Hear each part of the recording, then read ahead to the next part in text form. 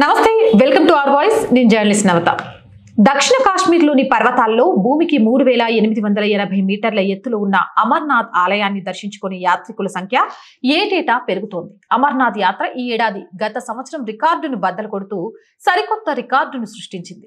కేవలం 29 రోజుల్లో 4.51 లక్షల మంది ఈ యాత్రలో పాల్గొని అమర్నాథ్ గుహల్లోని మంచు శివలింగాన్ని దర్శించుకున్నారు. జూన్ 29న ఈ యాత్ర ప్రారంభం కాగా కేవలం 29 రోజుల్లోనే ఈ రికార్డు సాధించినట్లు అమర్నాథ్ ఆలయ బోర్డు SASB ప్రకటించింది. గత ఏడాది పూర్తి యాత్రా కాలంలో 4.45 లక్షల మంది అమరనాథుని దర్శించుకున్నట్లు తెలిపింది.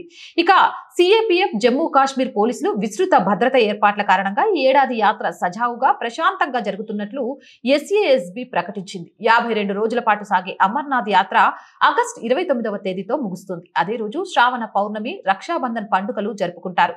ఏదేమైనా కానీ ఒక పక్క నుంచి అమర్నాథ్ యాత్ర జరగకూడదు, అమర్నాథ్ యాత్రలో బీభత్సం సృష్టించాలి అంటూ దేశం సనాతన ధర్మం మీద పగబట్టిన కుహానా శక్తులు, కుహానా దేశాలు ప్రయత్నం చేస్తుంటే సనాతన ధర్మాన్ని అరచేతిని అడ్డం పెట్టి ఆపలేవరు. ఇలాంటి వాటి విషయంలో మోదీ ప్రధానిగా ఉన్నంత కాలం కూడా ఎలాంటి అవాంఛనీయ సంఘటనలు జరగకుండా ఎలా ఈ యాత్రలన్నింటినీ ముగించాలి అనేది చాలా క్లియర్ కట్ గా తెలుసు అన్నట్టుగా ఎక్కడికక్కడ భద్రతా బలగాలను ఒక చిన్న లీక్ వచ్చినా కానీ ఎవరైనా అనుమానితులను ఎమ్మటే అదుపులోకి తీసుకోవడం కానీ, ప్రయాణికులకు అక్కడ దర్శించుకోవడానికి వస్తున్న భక్తులకు కావాల్సిన సదుపాయాల్ని అందించడం కానీ నిజంగా కూడా ఈసారి అమర్నాథ్ యాత్ర ఒక ట్రెండ్ సృష్టించిందనే చెప్పొచ్చు.